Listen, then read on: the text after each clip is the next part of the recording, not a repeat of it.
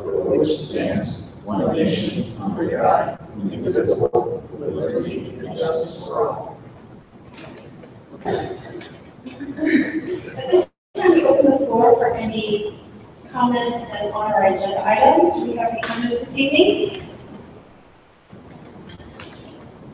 Having no comments, we're going to turn to presentations. You'll notice on your agenda that we've added a presentation from when the agenda was originally published. So we're going to get a facilities update in advance of the planned presentation on the 2016-17 district assessment outcomes.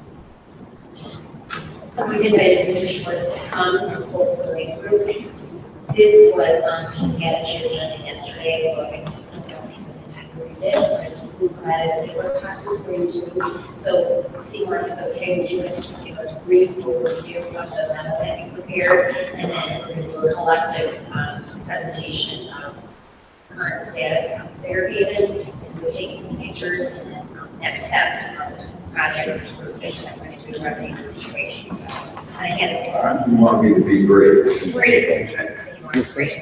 Well, we're very busy in the district. You have the agenda, the update from me, and I'm just going to go over what's involved and answer any questions you have. Air conditioning project at Fairhaven and Dunn Lake and ongoing. We expect it to be done around substantially complete on August 1st. That means the system will be operational, but there may be some minor until side. Card access door security. Those bids were received on 14th. Because of all the stuff going on, they're going to be presented, I think, in August for approval. Playground equipment at Fairhaven.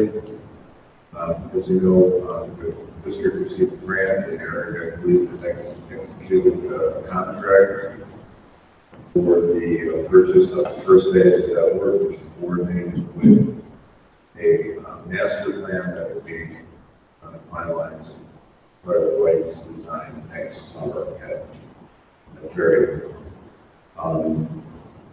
Miscellaneous painting and flooring and signage here at West Oak. This approval of that work is not coming to see the board, and that will be for roof flooring and painting here at West Oak. LED lighting work, as you, I don't know if you've noticed, as you walk through the corridor, you're was able to get that work completed. Those are new LED fixtures. They replace the fluorescent. They are occupancy sensors. They're individually controlled. They're very energy efficient. Most of the exterior lighting replacement work, replacing the wall pack has been complete. Wall pack with LED lighting. Just referendum projects, that's mainly work for next summer. We're still in the process of major planning meetings that will have an impact on what we present to the board in the future in terms of what the scope of work for next year we think would be. I wanted to say that it's fortunate that the board I somewhat approved, I think, cover construction because it's been very helpful and getting through this difficult period of work. That's all I'd like to say. I think George is going to talk about, or somebody else is going to talk about what's going on in Fairhaven. Sure, so we have put together some pictures, and Mr. Ruthers and Mr. Hartle from the collectively with Seymour, as well as from Cover Construction and White. We all met as a team on Monday and kind of went over what the damage is. Are you all able to see that okay? The pictures up there, it's in your packet, but I don't know if there's a glare from the light. But we met yesterday as a facilities team to talk about what are some next steps, and I know they're going to meet with the insurance assessor on Thursday. The good news is that majority, if not all, of our damages will be replaced. or can be replaced. So we have to just look at timing of things, and look at floors and furniture, especially because there are common spaces such as the library and the gym that all the students use at Fairhaven. And, obviously product availability, because it's now late July, getting things before school starts. So I'm going to turn the floor over, if Mr. Carter would like to just walk us through this. I know he's been pretty much here on that, along with the citywide team, he's done an amazing job, as well as our own maintenance department, getting things cleaned up and repairs as soon as possible. Thank you. I just understand what to kind of walk us through some of these pictures. So hopefully all of your homes are okay. Obviously we all know what happened Wednesday morning. So when we arrived at the building Wednesday morning, or when maintenance staff arrived at the building Wednesday morning, just for a typical day, they basically walked into anywhere from an inch to 4 inches of standing water in parts of the building, parts of Fairhaven, depending on where you were in the building. What had happened, so Fairhaven, if you were to look at it from a bird's eye view, it's almost like a Roman numeral 2. It's kind of like a double H, if you will. And in the northwest corner of the building, the water had risen. It's a part of the parking lot where you go around the side of the building. So water had come in through the exterior doors into the multi-purpose room and into that hallway, that exit from the hallway that goes out to the parking lot there, out by the garage.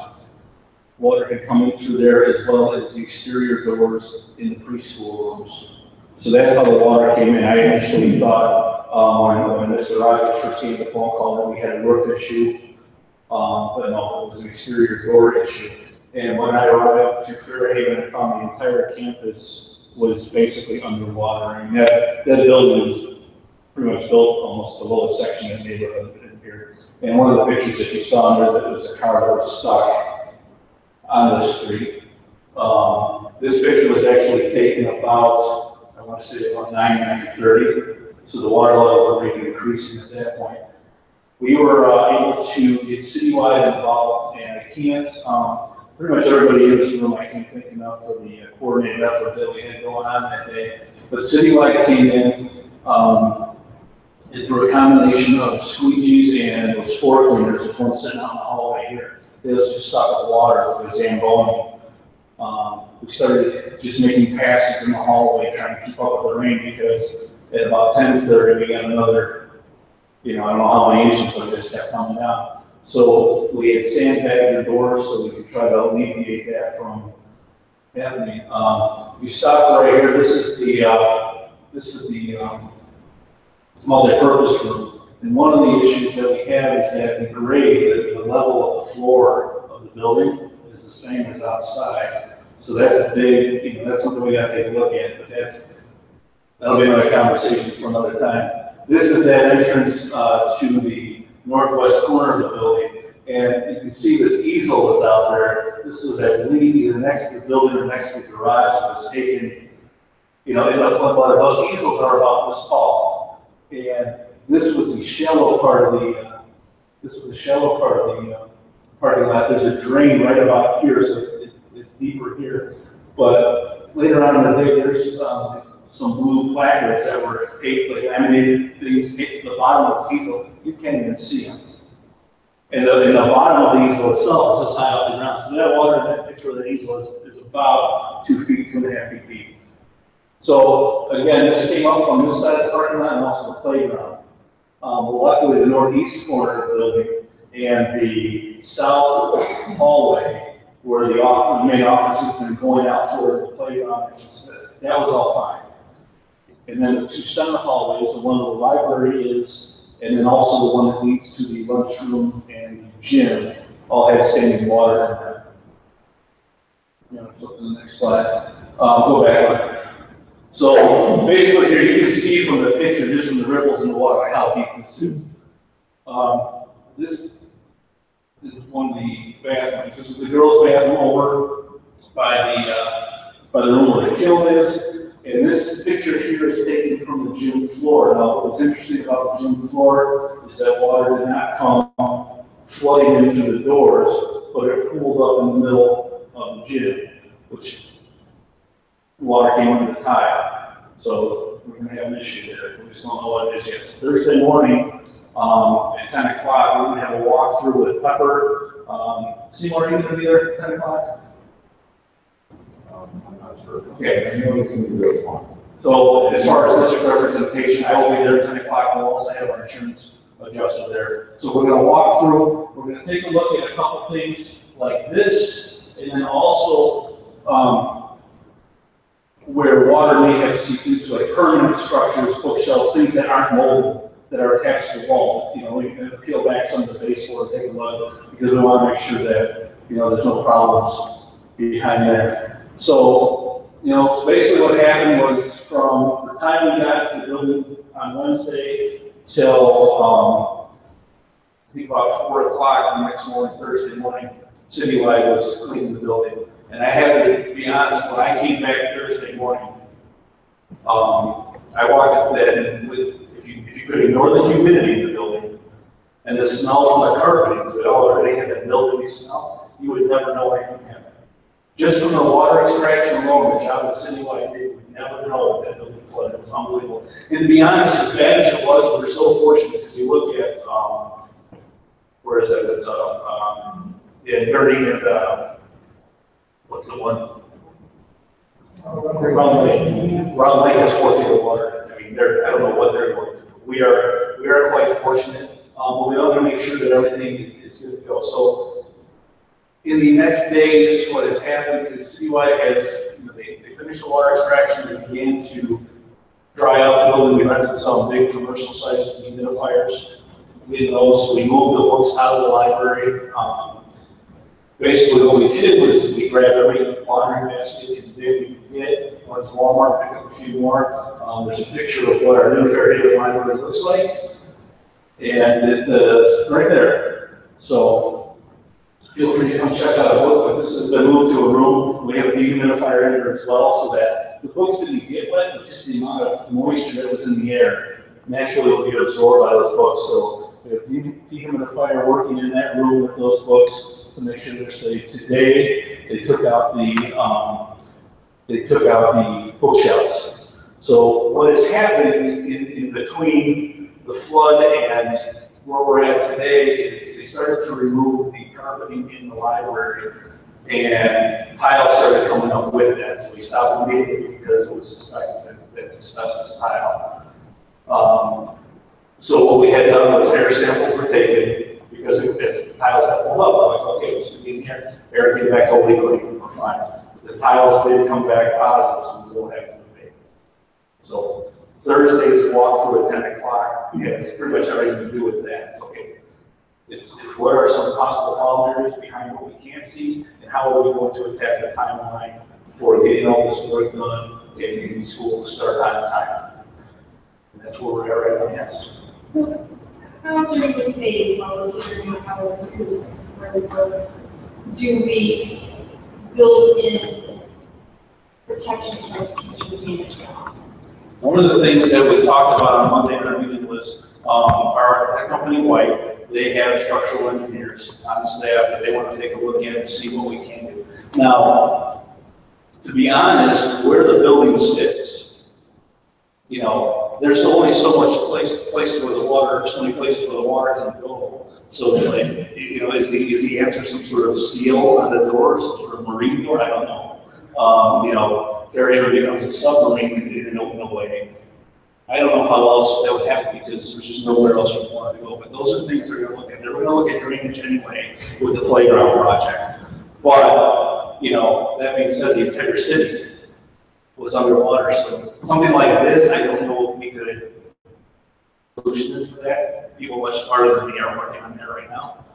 We hope that this is the worst case, but we've now learned Yes. what happens when we get a lot of rain, where we're vulnerable. So maybe in our, not only design, but there's grading, and there are particular products, materials that would minimize loss in that part of the building. If we can figure out how to design so that certain things are not cat flow. Right. That sort of thing help us minimize. I think too, when, you know, we have an opportunity with replacing some things, you know, the rugs on the road, so they're gonna be on the floor. But some of the things like the plate-based stuff, like the plate kitchens, you know, those are made out of either plywood or like a particle board, you know, those are just, you know, set up for failure. You know, when we replace, is there an opportunity to buy a different type of product that will serve the same purpose? Absolutely on board.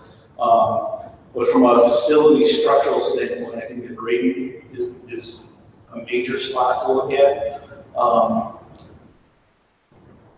And going from there, but again, just where that sits in the neighborhood, that's just where everything came. I think if you put a leaf on the street up by Ace Hardware, it would end up in the parking lot. It would just float on down Fairhaven. It was pretty interesting. I think one of the benefits that we had on Thursday is Pepper. I was very impressed with the fact that they dealt with schools and, you know, situations like this before, unfortunately. So they have a template, a spreadsheet, every room, you know, and itemize every single item that's in that room. And potentially, I should take pictures of it, so they can link to me, scan it over the insurance assessor, where they can say, okay, this desk is managed with this much bookshelves, all specific items. So we're going to do that Thursday or whatever I invite it. And so far, the stuff that we know, like, you know, obviously, we go back to the rugs, and that's an easy thing. You see a rug rolled up on the floor, that's not, so those got piled up outside. Pictures were taken of that. In the meeting with the insurance adjuster today, you know, Eric just kept asking, is there anything more we should be doing? He goes, no, what you guys have done so far is exactly right. You know, that's great that you have all the photos of it. So they get a picture on the left there, that automatically goes outside. We're not trying to save that. And so both Dr. Fredericks and at least the building secretary have been taking pictures of the things that the individual items that we're throwing away, so that the insurance company has that. And basically, what happens, you know, is whatever we're going to replace, we purchase and they reimburse us, is what we call this today. So it's clear what our relationship would be with the insurance company. How is our relationship with school facilities group and Pepper and even White affected by this? Is this expansion of scope of relationships we already have, or will we need to create some other relationship? You know, it's an interesting question that I can't answer right now, just because personally, with the group that we're working with, this is the first time, you know, so I think that raises these things.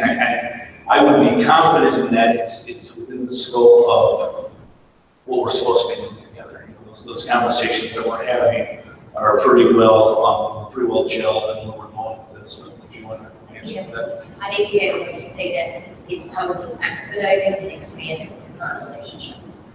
What I mean by that is we were going to remodel Fairhaven, we're going to do library, we're going to do the gyms, and we're going to have Pepper and White involved in the design and construction management piece, as well as Mr. Schwartz being the board's ownership representative. So now it's just expedited in the fact that it's happening immediately as opposed to 6 to 8 months from now. We were supposed to have a meeting, and we still are, next Tuesday to talk about that summer's work, and that summer's work is going to start planning this fall. So we can get things up to bid by December, because planning and budget will start in January. So it's just starting now. And something will be And actually, we just had this conversation earlier today that Mr. Schwartz is going to start itemizing his bill, working on the flood repair stuff separately, so that we can submit this to the insurance company. Are there any things that you would need, or that, you know, for us as far as making those decisions more quickly? Because obviously one of the goals would be to say, okay, we've got this disaster, but let's, you know, silver lining, say we can incorporate some of the changes we can make anyways, perhaps absorb some of the costs as part of the repair process as opposed to doing work twice. Because we don't know what we can do. Are there committees that are going to happen? Or Just approve everything we ask for. So go ahead. Perfect, we're done. This makes it. Yeah, I think you can answer that better. We already have an action item for you to have a emergency approval. So that if things, for example, need to get approved right away, like we have that asbestos payment, you know, it's going to be about $50,000. We're going to get that approved. So with your authority in the next board meeting, when we see those things coming, we have to respond immediately. We cannot wait for the next board meeting to take action. So on August 1st, when we meet again, we'll put that item on the agenda for emergency action, giving us the ability to do that on your behalf. Will we know, how much of those, the abatement process, how much of the, some of these pieces are being covered by insurance, and how much will Yes, so we'll probably itemized that as soon as we need. Yeah, it's one of the benefits of being part of a giant cooperative like Click. Thankfully, we haven't been in service much in the last few years, but they are extremely responsive, and their reputation is second to none when it comes to helping districts navigate these types of disasters. So I called the insurance adjuster yesterday. They were out this morning, gave us the okay, and their policy is to fix it first, and then we'll take care of the building later. They've assured us that they're covering covering the entire portion of the abatement along with the amount of money it costs to clean up this mess. They recommend disaster relief companies to clean up as well. They'll bill directly to their insurance company, and they also give parameters as far as replacement flooring and things like that. So to our benefit, we're going to do flooring anyway. It's these two areas next summer. So a portion of that referendum projects will be covered by the insurance claim. Is that anything we need to talk about the legal counsel to have someone like appearance to the insurance in the district on at all, or are you pretty confident that we're being represented fairly and appropriately by? Well, we will work directly with the construction manager. That person will be helping us navigate to explicitly detail everything that we already repair and replacing. And I'll be the direct liaison with Click. We have our account manager and representative assigned to us. So we have people that are the Click's broken out to a couple of disciplines. So Gallagher Bassett is one of the companies that acts on our behalf. It helps us deal with a lot of these issues that come up. So yeah, we do have a lot of strong partners in place that can help us. More questions about the property. White, I think it was going to do some sort of analysis for the purpose of our new equipment anyway. Do we need to expand the space and what they analyze for that? And secondly, is there an opportunity for us to talk to Village of Mundaline or other governmental bodies around here in terms of what they're planning on doing around drainage and other things that might benefit us? And this may be kind of a two-part answer. We are going to be working with White to do study out of land playground. We're going to be evaluating bus lanes and the terrain in general. So this is going to be part of the scope of evaluating the exterior of the building. So fair is what we really have most concern with. And in order to do construction, we use topographic surveys as well. So these are all things that are going to be part of the referendum. They're going to sped up and have some more focus on drainage concerns, how this is what we've been brought up, but they're going to be directly liaisoning with the village, permitting and such, and as far as collective solutions, that's something we'll definitely bring up as part of our conversation with White, because it's not our problem, it's everyone's problem that we're dealing with, and it's, got the message today that they declared a FEMA disaster area, so like, it's a big deal, and we thankfully are able to withstand the damage, but White's going to be directly about doing studies, so bring everything to it. But we will be included in any conversations about what the municipality is looking at in terms of long-term solutions. I'll make sure to talk to them directly, but as a team, we'll be collaborating with them on making sure that we're not independently coming up with our own solution, everyone else is already had this something before. Right. Yeah. We don't agree about Yeah, it. to Kurt's point, if water is coming to us from there, we can have drainage interception along the way. That could avert future disasters. Yeah, and to your point too, White's already came up with some solutions in other districts that have worked, such as some more like airtight exterior doors that help alleviate some of the problems that we have. Water just rushing into the door. So there's equipment out there, we just have to switch out when we talk about our really exterior doors. Anyway, there is a project out there, but we don't agree on it, we don't consider these solutions. Question too, so you mentioned earlier, you walk, basically walking by saying that reaction to stuff, which is a concern too. You know, we should know, there is significant water restrictions in the rooms, and so I'm wondering if there's some of the security and some of the other pieces that we're putting in place in buildings, going to include environmental, checks as well, temperature, so we don't freeze the water, that type of thing, is that on the I think it's on the table right now, because especially with, like, the Pieces White is looking to improve, to prevent what happened here. You know, I don't know, I can't answer to how that all pieced together and how we, because, you know, we're already in the relationship, we're already in HVAC, so those types of things are, how do we roll that piece into it? That's not my area of expertise, but, I mean, it's definitely being looked at to see what we can improve. I didn't want to just point out because it made me curious. You know, we've seen a lot of the pictures of what, oh my God, was, you know, and this is the first room that I walked into Wednesday morning. This is room 14. This is the very northwest corner of the building. So that hallway with the entrance to the parking lot where the easel was, I'm standing in that hallway. That door is right there. So I'm looking into this room here. And, you know, this is floating around, this basket, it's floating away. You can see all the sediment that came in. It was not sewage, it was just dirt from the outside, which we're very fortunate there too. This is Wednesday morning, about 4 o'clock Wednesday evening, Wednesday afternoon. That's what that same room looked like. That's what Citywide did for us. Every room in that building, by the time I came back Thursday morning, looked like this. Now, that's just water extraction. It still needed to be dried, cleaned, sanitized, but just water extraction, you know, and it did help that the building had just finished being cleaned, so it was all waxed and pretty 2 seconds before Wednesday morning. But that is the effort that they put in, and I just want to make sure that they get recognized for that. I just wanted to say, with regard to your question, when we look at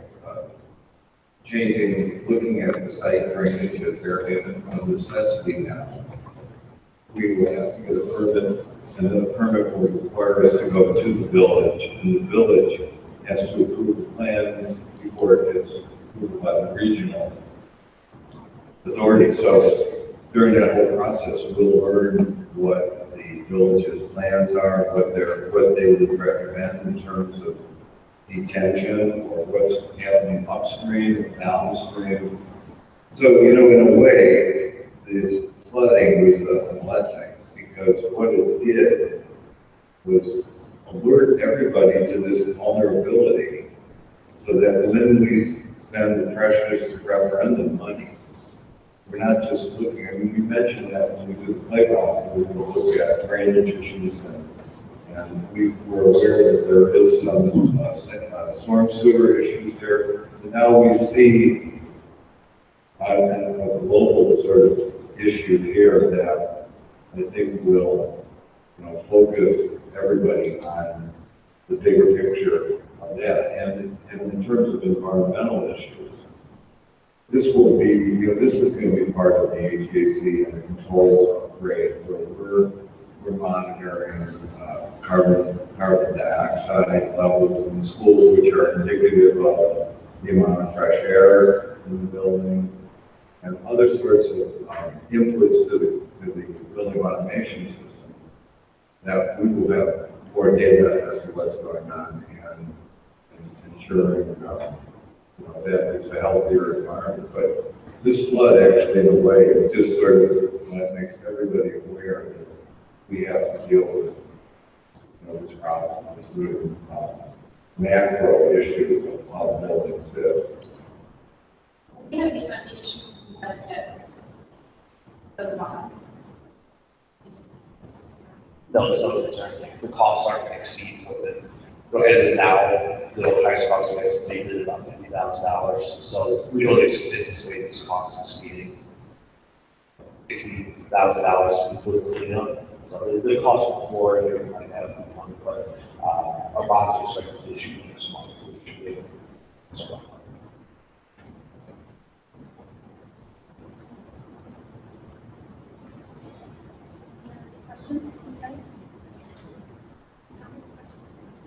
Thank you to everybody involved, and thank you for being responsive and with priority and for working with our partners. Please, make sure Seawide knows that we know that they will be developing our. All right. So our second presentation of tonight is going to be our 16-17 district assessment data outcomes.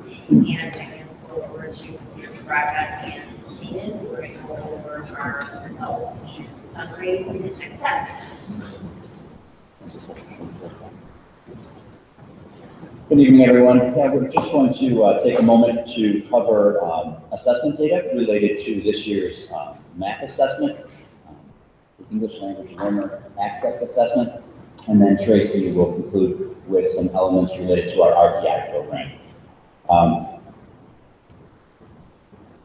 The first slide that we cover or the first two slides that we're covering deal with the growth projections for each grade level for both math and reading. And so what you'll see there is from 2nd through 8th grade, students individual students are given a growth projection. And you'll see that generally speaking, our growth projections here within the district match the NWEA projected growth projections as well. So if our 2nd grade students, for example, here are expected to grow according to NWEA 17.2 RID points, then our students grew 17.7 this year in 2nd grade. And you can see that trend, generally speaking, stays relatively close to the growth projections. The same trend continues with reading. The variances in points are marginal, but you'll see that again, this primarily covers both MAP reading and MAP math. The next few slides relate to a cohort's growth. So basically a 2nd grade group moving to the 3rd grade group, both again in reading and math. So as I move here, I will start with the spring 2016 MAP scores in relation to this year's cohort of MAP scores. So, for example, you'll see here 2nd grade last year, the average score for a District 76 student was 186.6. The national average was 192.1. That same cohort group, then moving to 3rd grade this year, grew approximately 10.6 points, whereas the national average was about 11.7 points. You'll see that there is a slight variation among grade levels. Some of our grade levels exceed the national norm growth, whereas some of our grade levels fall slightly behind. One of the things that I think is important to note in each one of these slides is that, especially as it relates to growth, that our students in Diamond Lake School District 76 have tended to begin MAP testing below national norms, whereas we see our growth tends to exceed national norms as they graduate out. You'll see that same trend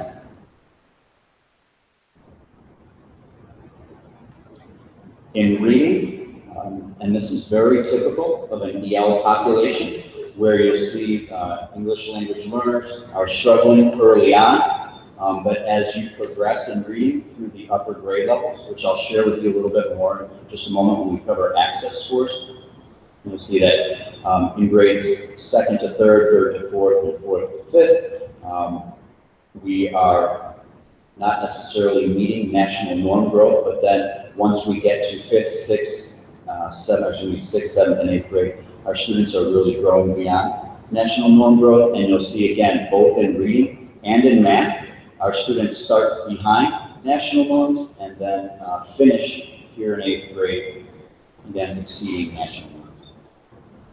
Mr. Miller, question. Yeah, so the first two graphics that you showed us, Sure. was that fall, spring, those growth targets and the actual growth? Yeah, that's just for this one current school year. When the students start the school year, they're given, each individual child is given a projected growth point, or a number of points they're projected to grow. We then take that average. Some kids are expected to grow 6.2, some kids are expected to grow 20, depending on their starting points. So on average, a student in 7th grade is expected to grow 17.2 within this year. Their actual growth will be 17.7 for the 2nd grade group. That's the slide. Yes. From the beginning year to the end of the year, so what academic In terms of disaggregating the data, is it that there are certain students that are disproportionately meeting their goals or exceeding their goals and others that aren't? Absolutely. The average versus the extremes. And then the second question is, it looks like there was a big, not a drop, but 5th grade seemed to be an issue. Yeah. Any reasons why 5th grade is it curriculum, is it training, is it anything like that? Well, towards the end of this presentation, I'll kind of show a little bit of some of the significant changes we've made over the last 2 years in terms of curriculum to try to create consistency and so forth. One of the things I think that should be recognized when we share data within our school district is we're a very small district, which includes about 100 students per grade level. At some grade levels, there's a slight increase beyond 100, but our sample size is small enough to where we can be easily impacted by our 12% mobility rate.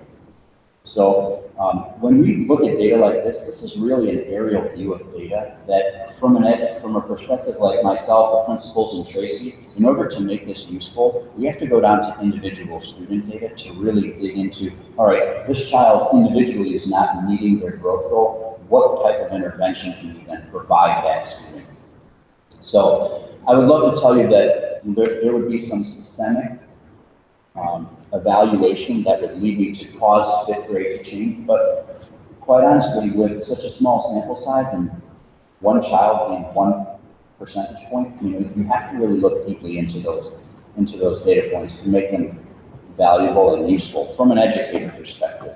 The first question you had asked me related to our demographics, and there is without a doubt a variance in student performance based on 1, English learners, and 2, socioeconomic status within this district. Our performance is predictive of socioeconomic status and English language learners, but one of the things I'll share with you here in just a moment, which I think is really powerful, is seeing that so many of our students start not English language proficient in kindergarten and 1st grade, and as we get to 5th and 6th grade, are leaving that access world to become English language proficient, which then helps them grow in terms of their content knowledge and so on and so forth. So early on, they're learning letter sounds, they're learning sentences, they're putting together, words and so on and so forth. But by the time they're getting to, 7th and 8th grade, through the process of their formal education, they're reaching the point where they're able to interact with content. But as I will probably share in the winter, you'll see those variations very much so as you take a look at our PARCC assessment data. Thank you. Same point, we use this as an opportunity to drill down and see if there are teachers who can benefit from more intense development. Well, I think if you take a look at each cohort, like by class, you could easily, I wouldn't say you take a teacher's evaluation and solely use this one item to determine their performance. But obviously, in terms of the evaluation system, we look at their actual professional practices and include student performance like this. So this is one part of our teacher evaluation program, our plan. But one of the things that I can say, maybe not necessarily from this data, is that over the last 2 years, what we really wanted to focus on was a balanced literacy model and an intervention model. And so those 2 chunks of our curriculum have been part of our professional learning and professional development focus, so that we make sure that our teachers are well prepared and understanding the balanced literacy framework, and that they also understand how to differentiate instruction to meet the needs of a very varied group of students who come from very wealthy backgrounds and students who come from less affluent backgrounds with less educational experiences.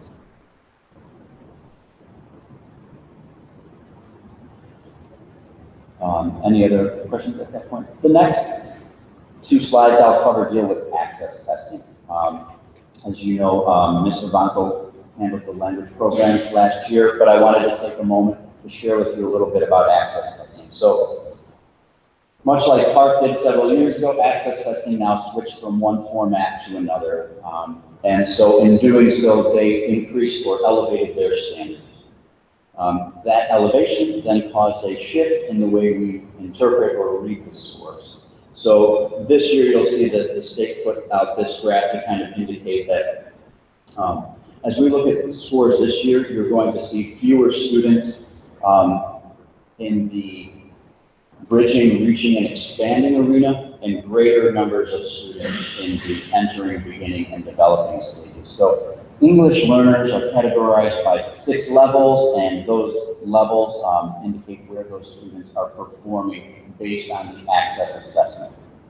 So the first slide that I provide here is for you to see all of the students in this district who are taking the access test. Students who take the access test have been determined to be non-English language proficient.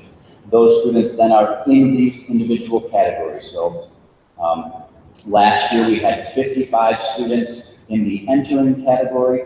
This year we had 43 students in the entering category. Last year we had 32 in the beginning, 64 this year in the beginning. You'll notice the shift in those students in those categories based upon the shift in the assessment. The next slide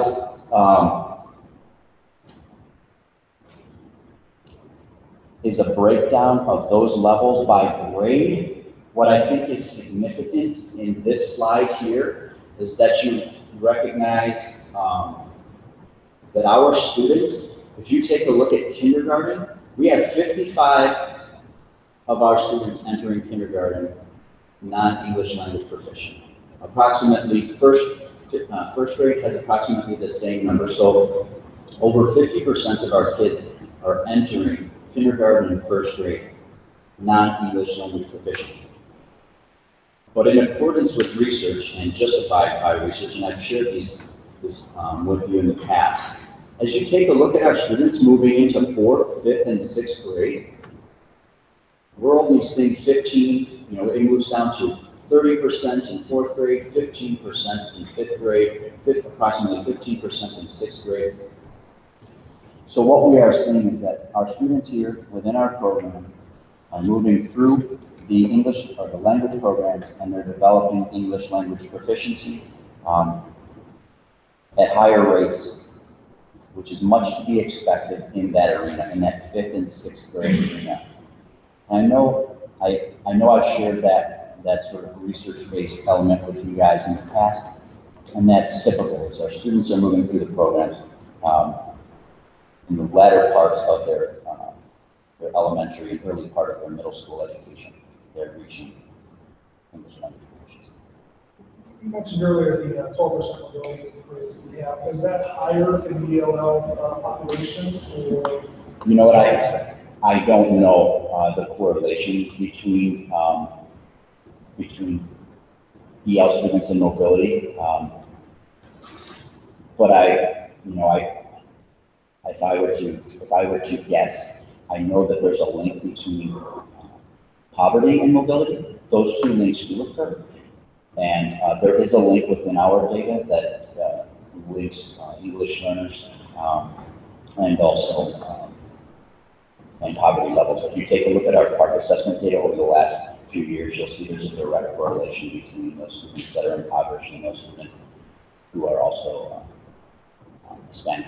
Do we ever, not completely disaggregate the data, but remove the mobility, and take that out of the equation and just follow those groups of students to stay with us in the program, to ensure that they're achieving the way that we expect. Yeah, I haven't done that within this data, but one of the things that I think we're going to be able to do is, we have just, and you guys had approved this a couple of months back, we purchased the Alpine data assessment warehouse, so it really gives us an ability to take a look at sort of longitudinally which students are where. Going back to the question you asked me several months ago too, Michael, about summer school, we're able to disaggregate which students went to summer school, which students have been here, so that I think will be able to assist us in looking at, you know, which cohorts of students have been with us long term and which have not. I don't, in this presentation, I don't have that data for you.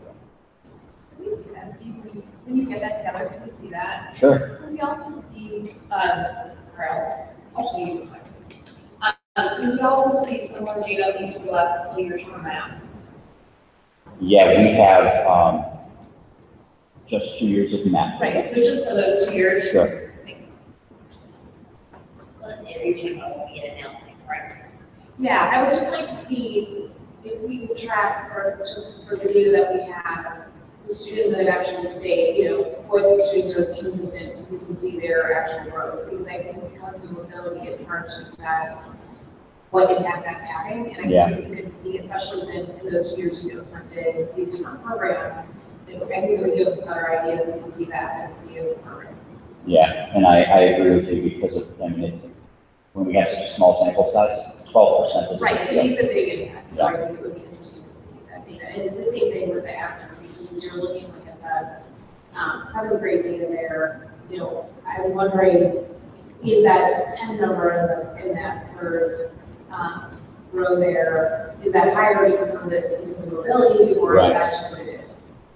Yeah, and not to mention 7th grade has 25% more kids than every other grade level too, you know, so. Right, so that is. Yeah, so there's some, you know, some simple nuances when we take an aerial look at data. And so, you know, also I really, you know, as I said earlier, it's so important for us to dig into this type of data from like the, you know, the district level, the building level, and then the teacher level, to be able to provide group instruction related to each individual student's ability. Any other questions? The next portion, Tracy's going to touch base on, which deals with basically our RTI program and sort of the differentiation I just mentioned. Okay, so the benefit that the students went over, we use that data for finding kids who need extra support for reading and for math. So every time the students take on that data, take it 3 times a year, we get together and we pull out the kids who are the 25th percentile and below. We then, this year, started to give another assessment, which is a diagnostic assessment. Math gives us kind of broad strokes and it links directly to a learning continuum for NWEA. The data is great, but in order to provide intervention, we needed to really break it down and find out what areas were impacting the students specifically. Is it word rec? Is it phonics? Is it vocabulary? Is it kind of what is really getting in the way? So we use the DORA and the ADAM to do that. So every student, 25th percentile and below, takes the DORA assessment. We then take that data and start to put our groups together. We start at the bottom and work our way to the 25th percentile. So every student in 10 percentile and below ends up in what we call a tier 3, which means they're getting 15 minutes extra a day of reading support, reading instruction, and I say it's in addition to their reading class. We don't pull kids from reading class, so it's extra reading during the day. The tier 2 kids who attend the 11th percentile to the 25th, we actually, in the first part of the time we did it, we topped out at the 20th percentile because our groups, we have to keep them small. Our tier 3 groups are no more than 5 students at a time because the interventions really have to be about more than on those kids. The tier 2 groups are 5 to 7 students at a time. They receive 30 minutes additional reading support above and beyond reading classes that they go to. The tier 3 kids are working on Wilson, they're working on decoding, they're working on vocabulary, all the very specific skills. Every 4 weeks then, those students take the DORA assessment again. So we can see that the interventions are working. We look for areas of growth. In Wilson, we saw great growth in phonics and word rec and in vocabulary.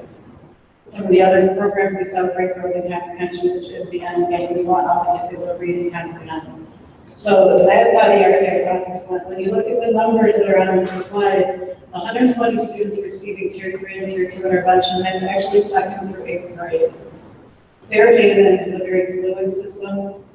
Those kiddos come into kindergarten and some of them know a lot and many of them don't know anything.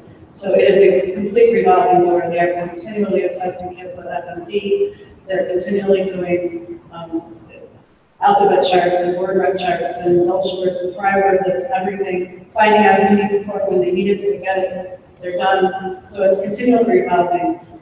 I would say every student in that school pretty much goes through intervention at one time or another. So these numbers are again specifically for 2nd through 8th grade. So ballpark, 120 students receive tier 2 and tier 3, and keep in mind those groups are very small. So the interventionists are working very hard trying to keep their groups fluid and making sure that every student's getting what they need. 58 students at the end of the year have been identified to start support right away in the fall. Those 58 students were in the tier 3. Tier 3 typically means a 5th grade student who is working at a 2nd or 3rd grade level. Has very little phonics, has very little word recognition skills. So we're talking intermediate students. Again, I mentioned the math, we look at it 3 times a year. That's where we decide who comes on. The second time we looked at math, we identified some kids who were able to exit and pull in another group of kiddos who maybe did good on the math in the fall and then in the winter tanked to the 25th and below percentile. So those kids again in DORA, we look at the data the DORA gives us, decide if they need intervention and continue. And that process continues. We do that 3 times a year. Every 4 weeks, the interventionists and I get together. Well, last year we got together and talked about the data dashboard, looked at the students, looked at what we're doing, what we needed to change up. Kids who are ready to leave tier 3 and go to tier 2. Kids who are ready to leave tier 2 and just go back into their regular program. They were pretty excited. They liked those discussions because we did some very creative things with some of our kiddos, especially our EL students. We were able to work it out where they would receive English intervention and then EL intervention and try and come in both ways because they were just lost in both languages. So we identified what the students need and were able to give it. By math, math is not represented on here. We had about 150 students receiving some kind of math support. We identified those kids again for math, and then we gave them the Adam assessment, which is a very long assessment. We got very creative with how we gave it as the year went on. We gave them pieces. What Adam did was link it to a program that the Let's Go Learn program puts together based on how the kids did on adding. So it puts together a learning plan for each student called the EDGE program. Those students then go on the EDGE program during an intervention period, and as they master the skills that they're proficient in, they start to improve. When we look at the Adam data compared to the math data, we saw some pretty good growth in math. And what's done for the kids is Alex, which is directly linked to the math program we're using in the classroom. So we have math intervention covered a little bit differently. They're bigger groups rather than the 3 of 5 students that are necessary for a reading intervention. Any questions on that? The additional time, yes, interventions is coming at the expense of It comes at the expense. Some of the kids at West Oak, they may not be in Spanish. They may not be doing Spanish literacy, but they may be getting intervention. They may not get some of the specialty elective classes. And at Diamond Lake, we were able to find ways to fit it in. There were a couple of kids that didn't learn science because they needed it and we couldn't find it, but then when they were in intervention, the intervention was done through the lens of science. So they weren't missing vocabulary, they weren't missing science concepts, but we were able to incorporate it into the intervention. So we get as creative as we need to find the time. And that was what everybody wanted to find 15 minutes 5 days a week, but we were able to make it work. And some of the kiddos wanted to stay longer in intervention. So. Whenever we talk RTI, are we talking response intervention, are we talking just remedial, or are we also talking with the accelerated enhancement? For this slide, we're talking strictly the remedial, but RTI does cover the enrichment under it too. Yeah, absolutely. Any other questions on the RTIs? Okay, the next slide we have is a sample of the DORA data. So if you think that we started DORA, it took us a while to do the training. We started the DORA assessments around early October. We did our last assessment at the end of April. I like to look at the composite growth because it's pretty, because the other growth is pretty too. But if you look at the composite growth, that shows that our kids between October and April, kiddos receiving intervention grew over a year, and their composites across the board. So they had some pretty tremendous growth in that short period of time, based on an additional 15 minutes, based on what they're getting in their reading classes, with the support of parents who are also working with the kids at home. So Tracy, at 1.36 in first grade, is that a year and a third? That's a year and a third. Right. Yes. Kindergarten 0.42 is almost half a year ago. Yes. Yes. And if you look where the kindergartners really did a great job was the vocabulary and the phonics. Those are the areas that they're focusing on. So they did better than half a year's growth. And they did almost a year's growth in that vocabulary, which in kindergarten is pretty substantial. The negatives you see for 8th grade, that's partly because the sample size was 3 students. And yeah, 3 students. And partly because DORA does not assess 8th grade and board rec phonics and vocabulary. It kind of flies through that. So the kiddos who that's representing were a couple of kiddos who came in very limited English. So don't freak out about that. They didn't lose ground, they just, the sample size was way too small. So any questions on that data? So you look at this data right here to say our interventions are working? I do. I look at it and say, if it's working and it's going to be even better this year. It's going to be a little bit different this year, but it's going to be even better because now we have a handle on the assessments. We know the best way to give them, the best way to use them. We know that making those changes in the data and what interventions are working and which ones aren't. So your goal would be to see these approach to recruiting. absolutely.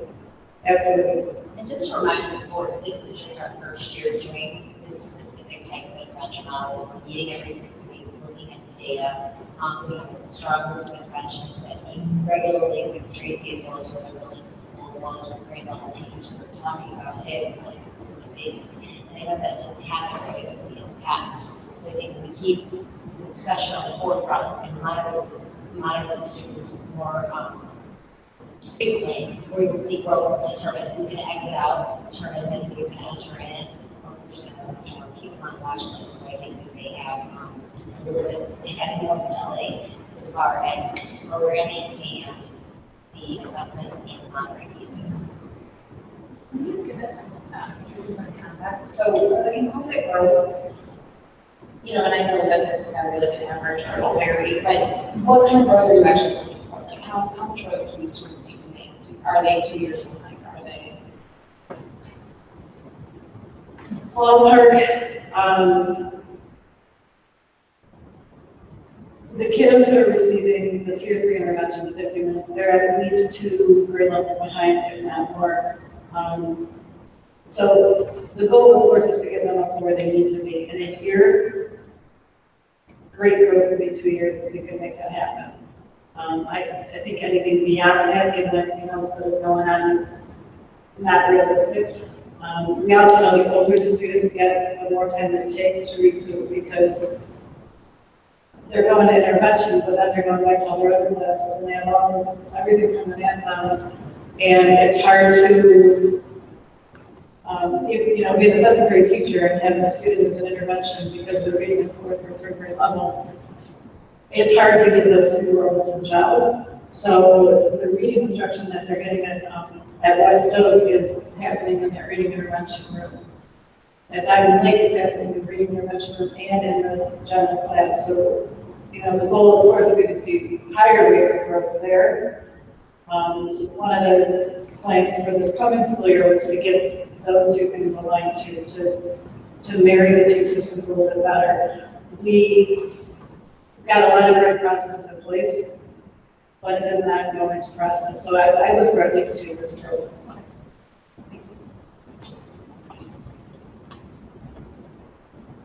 Sort of as Bob was alluding to just a moment ago, recognizing that this was sort of the first year we were able to implement the intervention model, we want to continue those same commitments to that model. We want to continue along the lines of our balanced literacy framework, continue using our balanced assessment system, growing and expanding our student target portfolios, continuing our curriculum development cycle. We've spent significant time developing consistent curricula with common assessments and utilizing data assessment points. Obviously, we want to continue the growth of our EL students and our dual language program. And we want to continue to utilize not only within our staff, but also our students, this sort of sense of growth mindset that, every kid starts at a certain point. Not all of them start at the same point. We want to encourage all of our kids, and our teachers to help grow those children.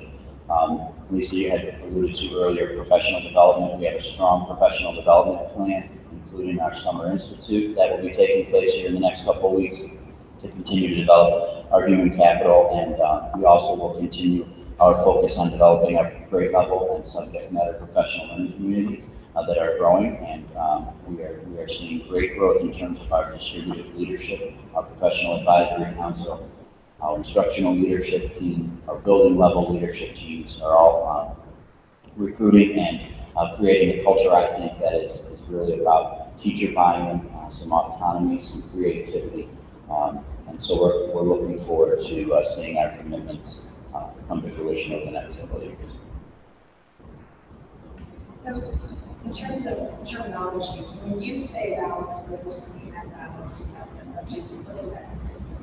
So when we take a look at a balanced assessment system, we're taking a look at all of the elements that go into how we assess students and how we utilize those data points. So as Tracy was alluding to earlier, our balanced assessment system includes our MAP is our universal screener. We identify those kids 3 times a year. We use MAP as part of that assessment system.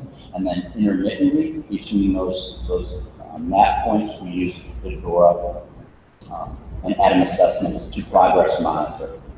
In addition to those assessments, which I think are potentially, or I think are more valuable because they give us real data. On top of that, there are several assessment data points that we use, such as PARC. Fontes and Pinnell is very, very strong for us for our little guys in the kindergarten through first grade group. So we use all of these assessment tools to help us gauge a student's reading, comprehension, and math skills. Balance in the context means comprehensible. Yeah. Probably just educational lingo.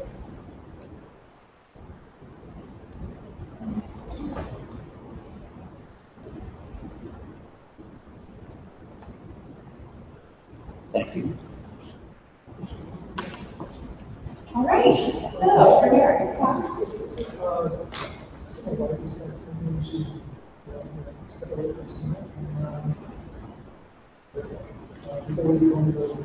Is this agenda with not the area? I don't know how appropriate that is. 2-minute stretch. Is that okay?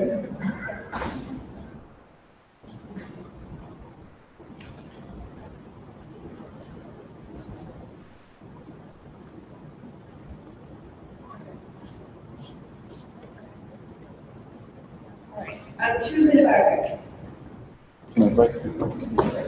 Thank you very much.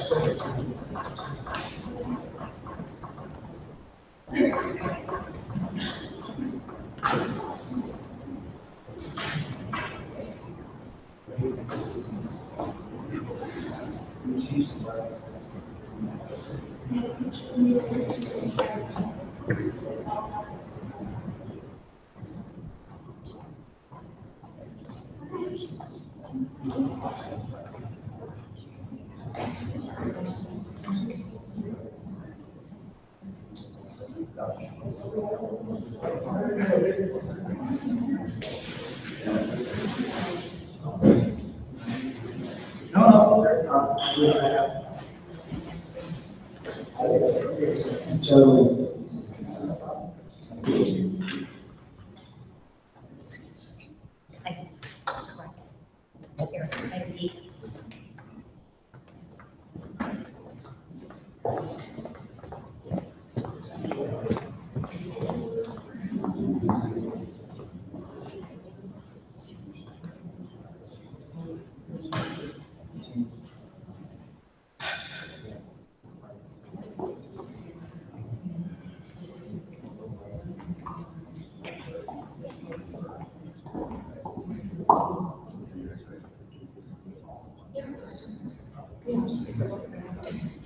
that's fine. As long as- But I don't have to break, but yeah, I can just search.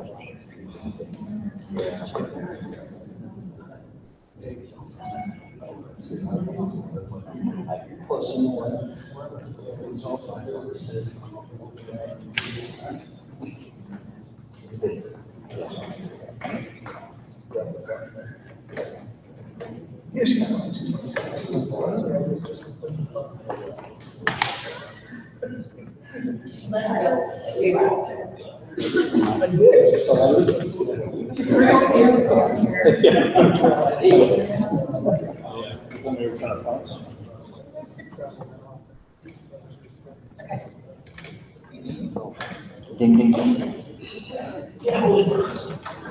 All right, we're going to resume. Thank you, everyone. Thank you, Michael. Warren. All right, so we had a request to move business agenda item E up to the top of the list of business agenda. We have, concerns about doing that, or is that okay for it? I just have one question about that. What's the tort mean? Tort is used for legal, legal fees. That's really the sole purpose of it. Okay, and we can talk more about that. Yeah. About your question. Yeah. Okay, so we are moving up item E.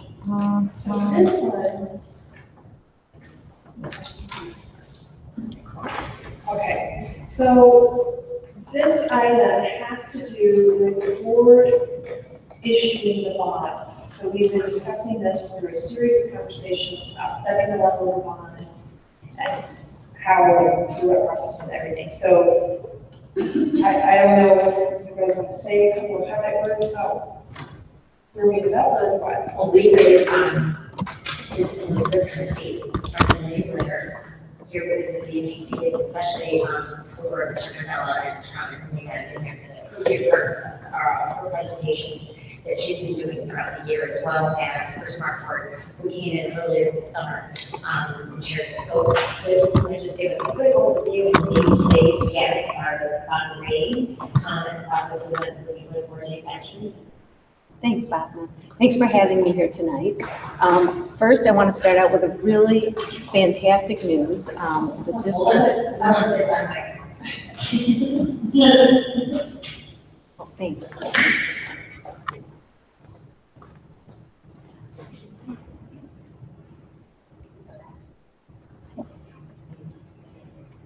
Can you hear me? Oh, yes, it works. Thanks.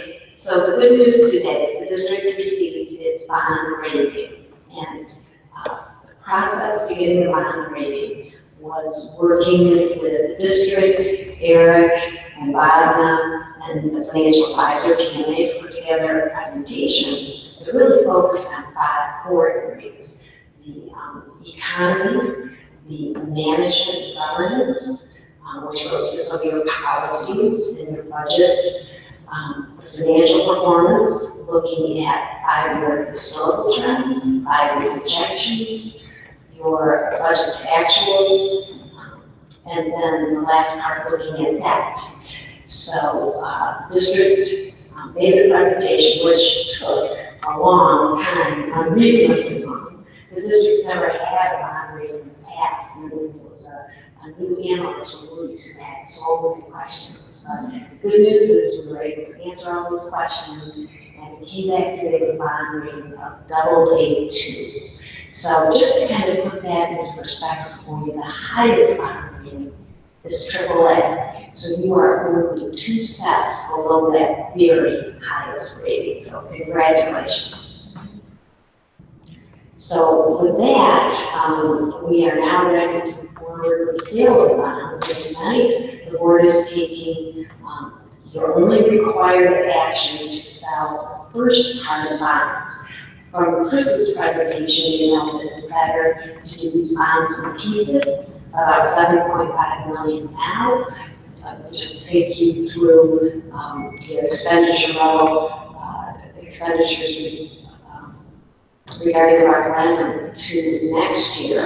And then we can issue the next issue, the earliest in January, but we don't really need that next issue until later. Issuing bonds under $10 million apiece in any calendar year allows them to be issued as bank qualified, so we get a lower rate for bank qualification. So that's another advantage. So the resolution we're looking at tonight authorizes the issuance of up to $8 million within certain parameters. The structure is similar to what Chris described, where we're locking in some of the longer bonds now, and then come back with the balance of bonds next year with a shorter amortization. And when Chris was here, we were looking at a rate of about 3.24%. And let me just double check that.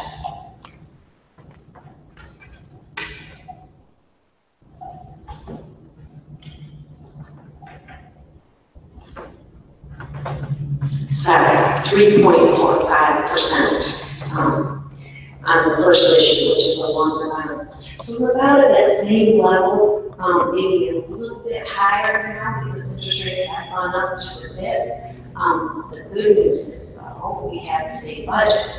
The bad news is that the Senate 1, which is the evidence-based funding formula that's required by the new budget, has not yet been approved by the governor.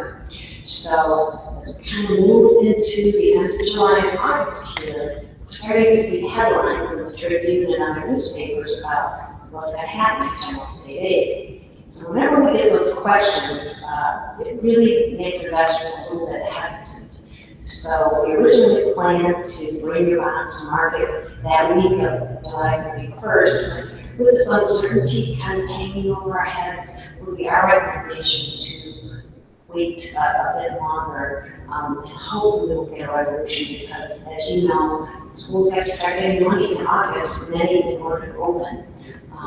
Luckily, you guys are not in that category because of your strong financial management and your strong property tax base versus being too dependent on state aid.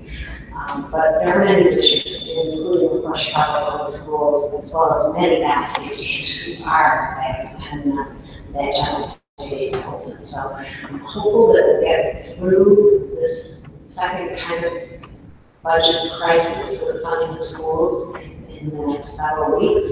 And I think then we'll be ready to go to market. So what your bond resolution does is it authorizes the district to issue up to $8 million within certain parameters that are set forth in that resolution, including the annual levies, which are structured in such a way that they don't exceed what you levy for bonds, which is not occurring all along. So when we feel it's the right time to go to market, financial advisor Q&A is going to recommend type of sale, negotiated or competitive, depending on the market. And we're going to recommend a timing for that sale. So we expect that to happen in early August, and you get your money by the end of August, which is pretty close to our original schedule. So when it comes time to sell bonds, the superintendent, the director of business, and the board president are the three authorized individuals in this resolution to give the final approval and sign off the sale of bonds. So we'll be communicating by email and telephone to move forward with that. And so that's what's authorized in the resolution. Sale of that first bond, expected to give about $7.5 million within the parameters of the no tax increase, subject to final approval by the board of delegates, which again has superintendent, director of business, and board president. So type sale is delegated, and your financial advisor will recommend the correct sale method. I would be remiss if I didn't tell you that this will be probably the last time that Cindy working with William Blair. We did have a news announcement today that was quite revolutionary, I should say, that our firm is affecting out of municipal business. So I'm going to be probably going somewhere else. I don't know where yet. It's rather new, and I maybe Bob and Eric aware of this earlier today. But I'm hoping we'll have the opportunity to work with you on the bonds. I do come to market, but in any event, you are going to find or you can negotiate a competitive sale. I'm still going to be in contact with Tammy and working with you, but perhaps in a capacity at a different firm in the next several weeks. So, any questions? The document that we're going to read and take action on, does it have some of the parameters in it? It does. Would you like me to go through some of those? Well, no, I'm just making sure that by us taking action on this paragraph, it includes everything in the document. I mean, that's what the board is authorizing the rest of us, the subset of us, to make a decision on, right? Right. Because it doesn't reference the bigger document. Should it? The language that's set forth in that motion is required by bond counsel, and it is the motion that they feel is most descriptive. But there are a lot of different things in that bond resolution. The basic parameters are not to exceed 8 million, interest rate not to exceed 5%, payback not to exceed 20 years, and annual payments not to exceed the $870,000 or so that we're projecting. I believe it's a little higher than that, but it falls in line with what you have been paying for. That's fine. What's the process question? Anybody have any other questions about bonds or take action?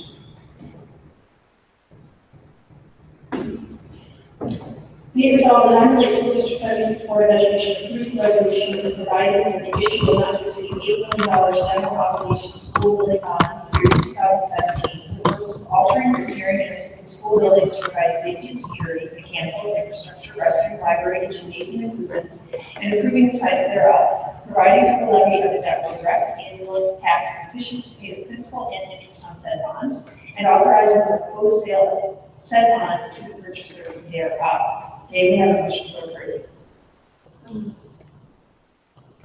Second. Hale? Yes. Elton? Yes. Kessler, yes. Kendall? Yes. Walker? Yeah. Yes.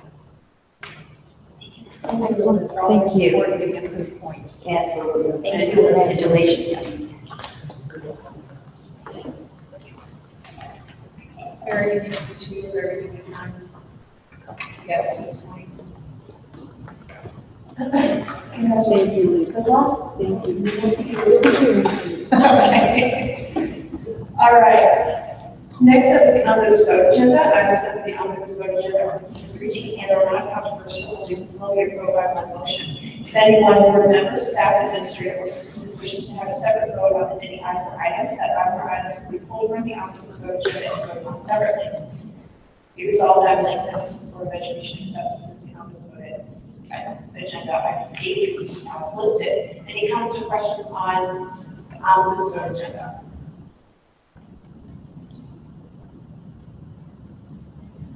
A reminder to read to the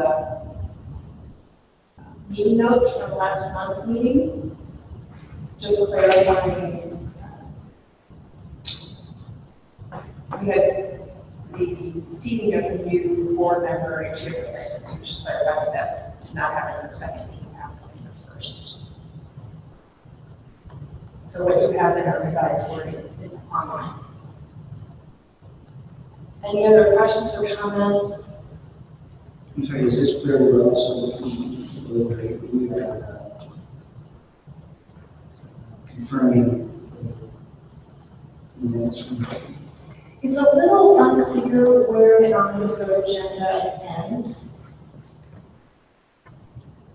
in our materials. To get to what Mr. Houghton was asking. When we start talking, it goes through executive session in minutes, and then when we start with the finances, that's in the budget session, right? No, there's just the normal one financial reports that are in there, and after that, there's actually a presentation. If you're reading the whole packet in one big document, it'll go to the monthly financial reports, and it's a budget presentation, it'll kind of separate those down to this level. So there's a letter from you that says the bills for July 18, 2017 are as follows. That's the end of the prior one.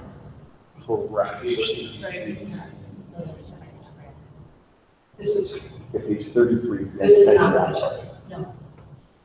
This is, okay. So, right, and what's your question about, where are you? No, there's just one correction in the minutes.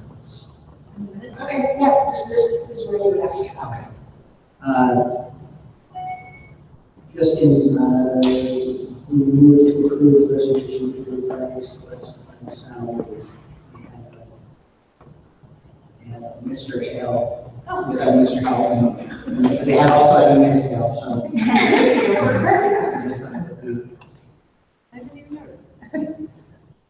Okay, so that is something that we can correct. Any other comments on this vote?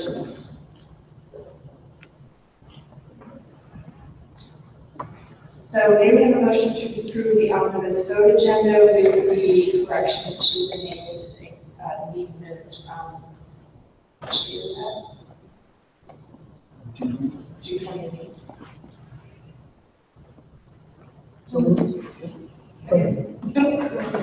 I'm giving it to you. Thank you. Hale. Yes. Houghton. Yes. Kessler, yes. Candela. Yes. Walker. Yeah. Yes. Agenda item B has to do with the budget, which starts on page 34 of the entire one with a letter from David July 14th to Dr. Sherman Lewis from American Projects, the tentative fiscal year 18 budget. Perfect. And I hope it showed through. I just added, probably about an hour before the meeting presentation. I put together a little presentation, just to kind of provide an overview of what's in the packet. So you have more detailed information that's in the packet with regards to the revenues and expenditures. It's going to provide your forecast. So the presentation is really just an overview of that material and to summarize the version of what I'll be doing for the budget presentation and the budget hearing presentation. I'm looking. There's a ton of information in here already. At this point,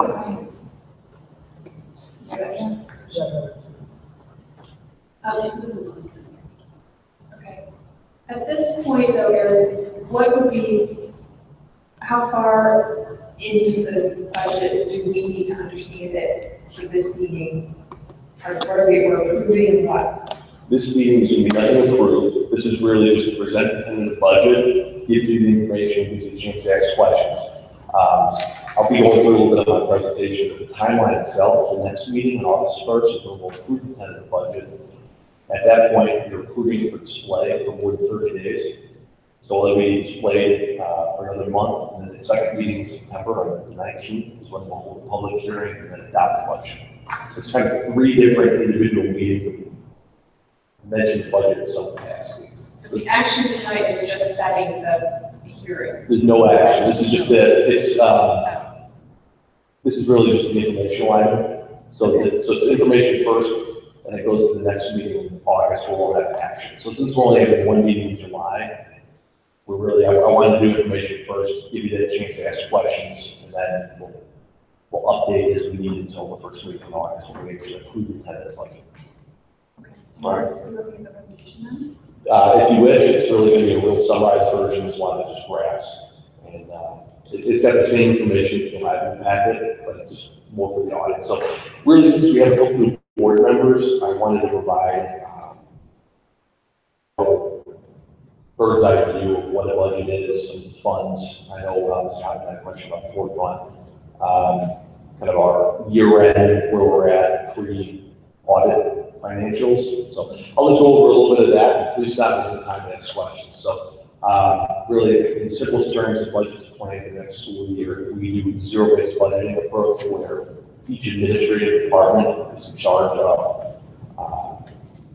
going to their staff, identifying their budget needs, and we need collaboratively to discuss what the needs are for the next year. So whether it's new equipment, new textbook rollout, what we're going to be doing with our grant money, buildings, grounds department, we have a lot of collaboration between each department. We start from scratch and work on our budget year over year. So we really start, staff salaries consist of the majority of all of our expenditures. So we'll start with where we're at, our teaching staff that we have in place, and we'll budget for the tentative positions we still haven't filled yet. Staff benefits are the other largest parts of benefits and salaries, make up roughly 75 to 80% of our budget. The next really is supplies, materials that we need for instructional support of our students, and also our purchase services that we have, our partners that are in place like Method 6, Citywide, and all of our other purchase vendors that really help in our buildings around the department. This year is going to be gigantic for our maintenance department, all the project we plan on doing, and the other part is transportation. We've now changed that slightly. We're going to be going to Durham for both regular and special education next year. Our contract expires at the end of this current school year, so we'll be going to bid next year for vendors. This just provides a snapshot of where our historical fund balance has been. So the last several years, you can see we've been in a tremendous surplus at year end. That's just really because we've been a very conservative approach as far as revenues and expenditures go and how we budget. And we really go through a methodical approach throughout the year of being conservative, asking questions about why we need it, was that part of our original plan. So at the end of this last fiscal year, our unaudited amounts, we had about an $850,000 surplus that we ended with. And it's slightly less than what we had in fiscal year 16, but still tremendous success for all departments that we're not spending frivolously, we're spending only what we budget and really evaluating each purchase on a individual case. So the next few years, like I mentioned, due to our conservative budgeting, I have a slight deficit planned. So it's about a $320,000 deficit next year, and it varies slightly. I'll get into kind of some of those reasons why we do budget for a deficit. And again, I'm going to emphasize that it has been a very conservative approach as far as what we anticipate revenues coming in and what we really plan for the salaries and a supply and service perspective. You can see a little bump in FY22. That's really the benefit of our contractual negotiations that we have. We have 14 retirees that are going to come and start their retirement tracking next year. That's a 6% increase for 14 people, salaries and all their extra duties that they're doing. So it's enormous cost that we're going to have, but we're going to realize the 21-22 school year, roughly $600,000 savings when we have those retirees that are retiring, we're bringing in newer and essentially cheaper teachers. So that's why we even in a conservative estimate, we're projecting to have a surplus in those years. That said, though, we have all sorts of contract negotiations between now and then. We do, and hopefully the groundwork sort of been laid out that the board is trying to set their stance on retirement, and we at least have we have a great plan in place currently. You're right, we got a long negotiation coming up very shortly. Well, I think in the 7 years under I've been on the board, this is the first time we looked out 5 years and seen a budget surplus. I know, I've gone back the last several years, and it's been a lot worse position than this, I think, as far as what we projected as far as the deficit goes, but that was the nice little light in the tunnel to see. We do have some retirees that are going to be alleviating some of our budget concerns. But again, the state will hopefully be keep progressing as far as the budgets go and keep supporting the school districts. So we'll see. I'll go through this very quickly, but this is just the main funds that we do have. Our operating funds are made up of our ed fund, which is predominantly all the expenditures that we have throughout the year, salaries, benefits, and all the materials that we need to educate a student. The O&M fund is our operations and maintenance. It's made up of all of our buildings, building improvements that we'll do, our staff salaries, our maintenance department, and citywide contracts, snow removal, landscaping, and really what we need to do to get the building functioning and keep the students in the building. Unfortunately, it's a little hot here today, so we need to make sure to take a look at that from a building perspective. Transportation, pretty self-explanatory, we do it's to and from school. The IRA and Social Security Fund is the district's contribution on behalf of the Illinois Municipal Retirement Fund employees and also Social Security. The district contributes a portion on behalf of each employee that's part of those different pension systems. Working cash really serves as the district savings account. We levy each year for working cash. There's no expenditures that go out of that generally. We do something very minimally. But the district uses that for its savings fund, use it to build up the surplus. It's very important for the unforeseen expenses that the district may incur. Then some of the other funds outside of the operating are capital projects. That's separate from buildings and grounds. It will be that fund specifically for capital improvements, building additions, renovations. So it's a separate fund that we have. And also debt services where our leases we borrow through and the money that we're getting for the referendum. And the CDOL tuition payments are a subset of ed fund? Correct. Yeah, we have a tuition account code in that fund. Yeah, that would be good to add that consideration list. It's such a big expense. 685,000 is what they're projecting next year. So it is down slightly from the previous year, but you're right, that I will include that with me. And that's really kind of what I'd like to know as well. If there's any, outside of this meeting, if there's anything you think would be helpful to project the public from either a transparency perspective or just a benefit to the district's moving towards, I'd love to hear it. You're taking this funds, we can do something like outstanding expenses. No, I was just saying that the CDOL tuition, it would be good to see where we're fixing it, so that fund, along with these other funds. Yeah, exactly. Yeah, well, it's one of our biggest expenses.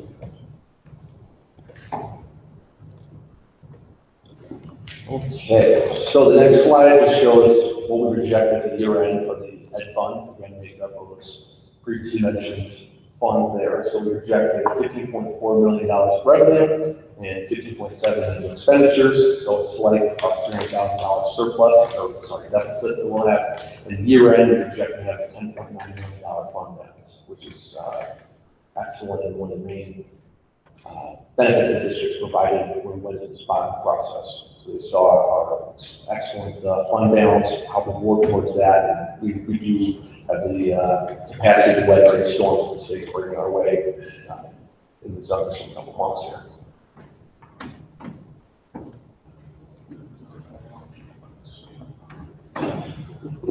So this really just provides a different look at what our beginning fund balance is, the ending from FY17, the projected revenues and expenses, and then our year-ending fund balance. So we project to have about a 57% fund balance to expenditure ratio. Just really the same information you have in your packet, just a little bit different look and kind of summary of all the funds here. So I mentioned a little bit about why we have a fund balance. We talked about this during the levy presentation, but it helps the district plan for these unforeseen circumstances. It helps if we have any unexpected changes to class sizes, we need to hire new teachers, if we have general state aid payments that are decreasing from the state, any federal payments are late, it just protects against anything that we may have as far as a tax collection standpoint. So the district, the proposal is to have the district share a larger portion of the pension obligation. So we talked about a 1% change in the district's TRS obligation equates to about $109,000 difference in unforeseen expenses. So that's been one talk on the radar. The other is just restructuring the funding formula. So if we did have we didn't do it as part of our projections, but if we do have a freeze in property taxes, the district would realize about $515,000 loss in rather than otherwise expected revenue. So they'd be freezing at the current levels for the next 2 years. And based on projections for CPI, what we know for next year and what we estimate would be about $515,000 decrease. Again, it's not a it's not a an absolute necessity or absolute certainty right now from the state, but we're still planning on these types of things. And it's something our fund balance is there to help us against. Thankfully, those CPI is on the rise, so it's 0.7% this year for the 2016 tax levy. Next year it's going to 2.1%, and we project out about a 1.5% increase after that. When we were originally going through negotiations, we were thinking based on the fact that it was dropping from 0.8 to 0.7, we were thinking a 1% was an optimistic CPI projection, but we feel like based on what we've heard and the fact that we're seeing an actual increase, we think a 1.5% for future revenues would be a conservative number now. Next slide really just shows what a summary is for revenues by fund. So it breaks out, shows the taxes is still the largest amount of income that we expect to realize. This year's different, but we're going to be also having $11.4 million in referendum money that we'll be receiving, so that's kind of where the outlier is there. And we really project state money to remain at the same level. We still had about, it was $360,000 of state revenue that was promised to us that we didn't otherwise receive. So we received 2 of the 4 promised state payments, and that is made up of transportation, special ed personnel, and a couple other different state categorical grants that we only receive half the payments for. So we expect to receive this current fiscal year $360,000 in money the state promised us. But as far as our levy and our budgeting perspective goes, we can still say pretty conservative that we expect to only get 2 of the 4 next year. So throughout a full calendar year, we'll expect to receive 4 payments, but we still expect the state to be behind, so we're still conservative with that. And federal sources, we still expect them to remain the same. And that's made up of predominantly our Title I, II, and III. And then just shows that how relying are on taxes. They're at 76% that we'll expect to receive this year of our total pool of revenue. And it was an interesting fact that we brought up as part of our bond presentation. One of the benefits of the district is we aren't solely reliant on one large taxpayer. Our commercial property, our highest 10 taxpayers make up about 9% of the district. And that's pretty unique, and that usually there's a giant industry that makes up the largest amount of taxing EAP. So the district had a benefit there that we're not solely reliant on one big taxpayer. And I thought it was a nice little tidbit that we learned as part of our approach here. So just some of the assumptions, like I said, the bank, this current FY18 tax revenue is based on a 0.7% CPI. We've had about $2.3 million of new property, which is again a strong increase from what we previously were. And we expect to receive about 98% of the taxes this year. So state aid, we don't expect to receive about 91%, and then all other grants remain flat.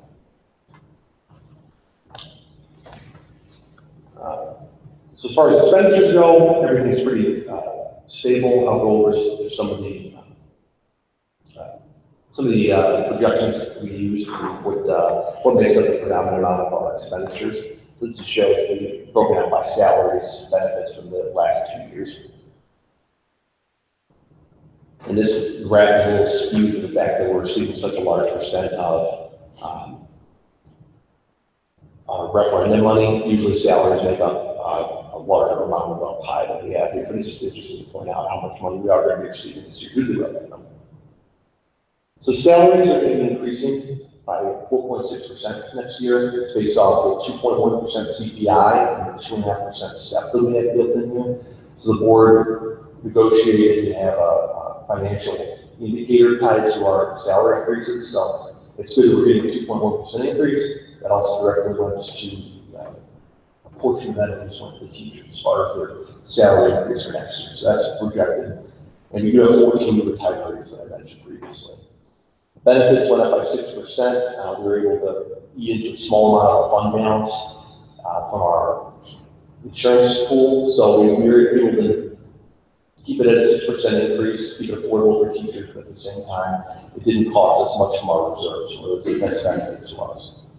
And our referendum work, we talked about that at length, but that's to make up the predominant amount of work we're going to be doing next year. Also, some of our larger purchases that we have are static laptops for about $140,000, 40 of which we expect to get back from revenue from selling our old laptops. So that's a nice alternative stream of revenue. And then we're going to be purchasing new student Chromebooks, which we budgeted for. And right now, I think it's about $300,000 to get Chromebook service for the students. So we're going to have a nice refresh cycle. We mentioned that as part of our technology. Really our infrastructure plan that we have. And contingency is about $150,000 budget. So the timeline that I mentioned tonight was really to review the budget, ask any questions that may come out. But next meeting, we're going to be actually approve the tentative budget for display. We're going to have it for 30 days, really more than 30 days from August 2nd to September 19th.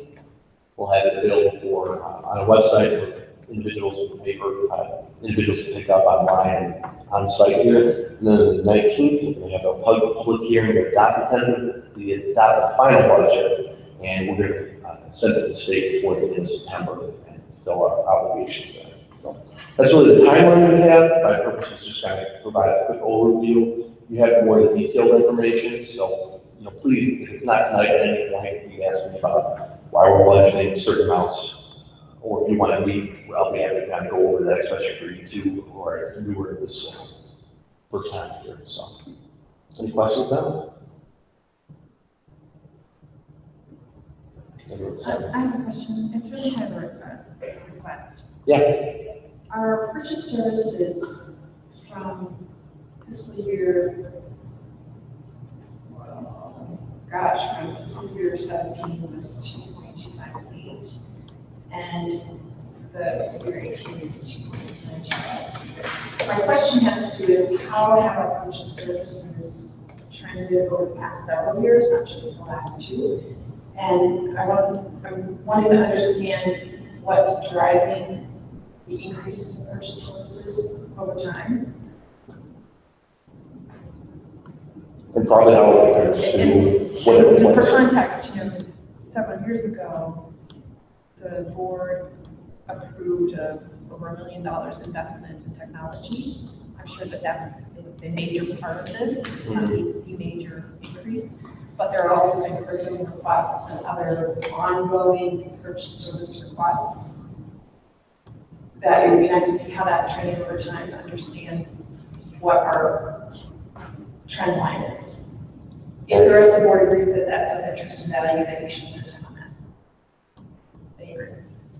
And also probably what that replaces. So we're beginning of purchase services, it should be replacing something else. So technology might be replacing physical employees here in the building. So I'll work on what we've tried to do over the last few years and we'll replace that. Hopefully just realize the cost savings from that perspective. How big of a is that piece of the pie growing over the years? Looking at and why? Nope, that's a perfect question. Any other comments or questions on the budget?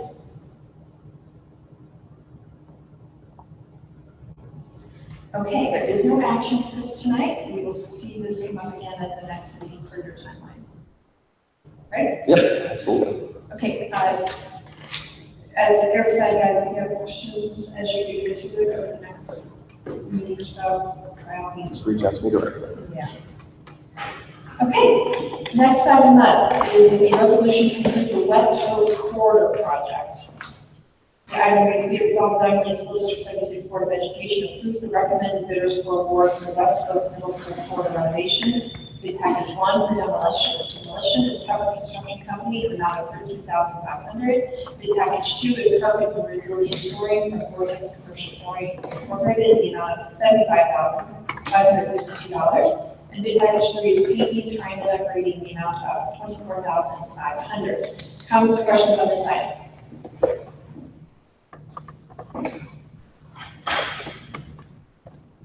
Any motion to approve? Second. Helen, Yes. Hill, Yes. Castro, yes. Candela, Yes. Walker, Gay, Yes. The next item has to do with meal prices. Be it resolved, the Diamond Lake School District 76 Board of Education approves the following meal rates for the 2017-2018 school year. Breakfast, $1.35 in full price, 30 cents in reduced. Lunch, $2.85 in full price, 40 cents in reduced, and milk at 30 cents. Comments or questions on these items, for this item? And we have a motion to approve. so moved. Castro, yes. Helen, Yes. Hill, Yes. Candela, Yes. Walker, Gay. Yes. The next item is personnel related. It resolved the Diamond Lake 76 Board of Education accepts and approves the personnel items as depicted on the business agenda. This includes 6 certified new hires, 2 classified new hires, and 3 resignations. Comments or questions on these items? The only comment that I have is, that when we go on back to my vote on it, was that the resume for Molotov was actually for someone else. I think it's actually. Is that correct? I was going to ask, I thought maybe this was a name. I think if you look at the other. Yeah, That's very visible. The name is Ame. 2 months means. Right. Oh, I see. Her name is Princess Ame Malador. Gotcha, okay, thanks. Okay. Fantastic. So in general, where does this put us in terms of staffing for beginning of the year? I think we're pretty close on Mr. Director. Yeah, we have one first grade position we need to fill because Stacy Sawyer resigned yesterday. And then we have a dual language 6th grade social studies position that we need to fill. And 1 special. So we've just got, I think, 3 positions.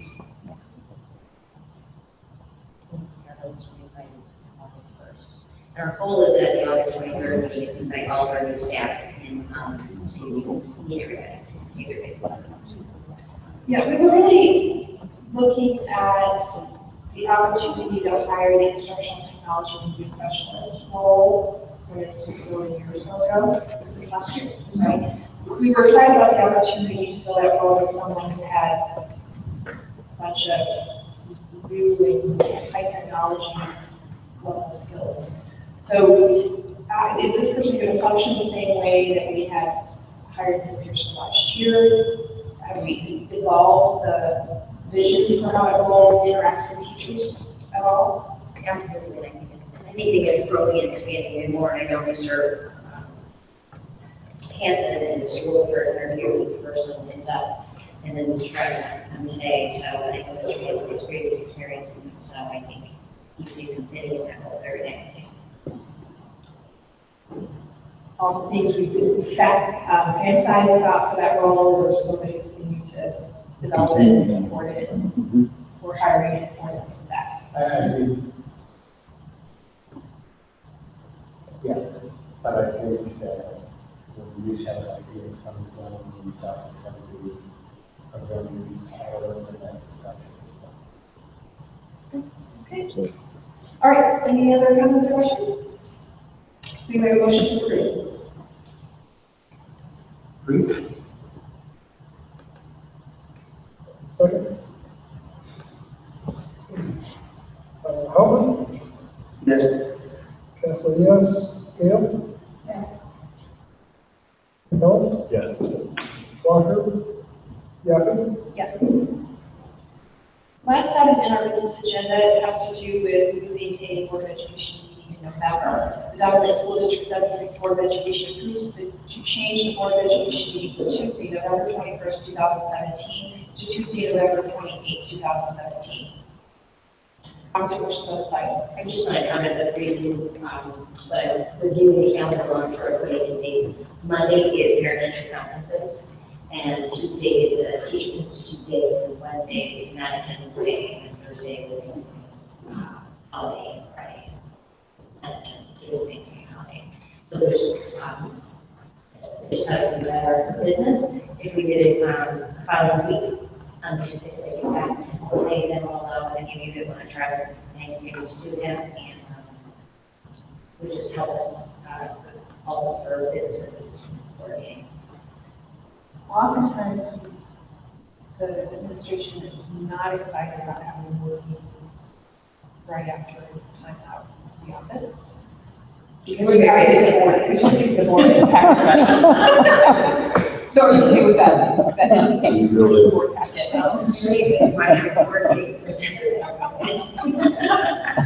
Great, okay. I understand. All right, maybe a motion to approve. So moved.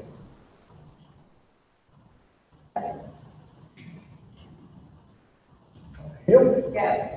Yappi? Yes. Huffman? Yes. Kessler, yes. Campbell? Yes.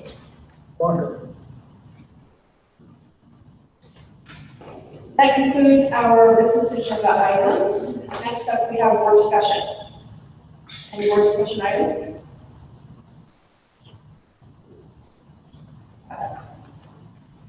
Mr. Sabaki submitted his resignation and, as a board member because his name has been out of the district. So we have a board position that's open and are moving to pursue that. And as it was as of June 30th, when the clock started on that position. The other, July 1st is when the clock started. All right, any other board discussion items? Just one, something we talked about earlier is the tomorrow's meeting, numbers on the committee. Very tactical, so I'm trying to listen for two variances to operate against it. Two that should be, I'll hear, Mr. Woodford.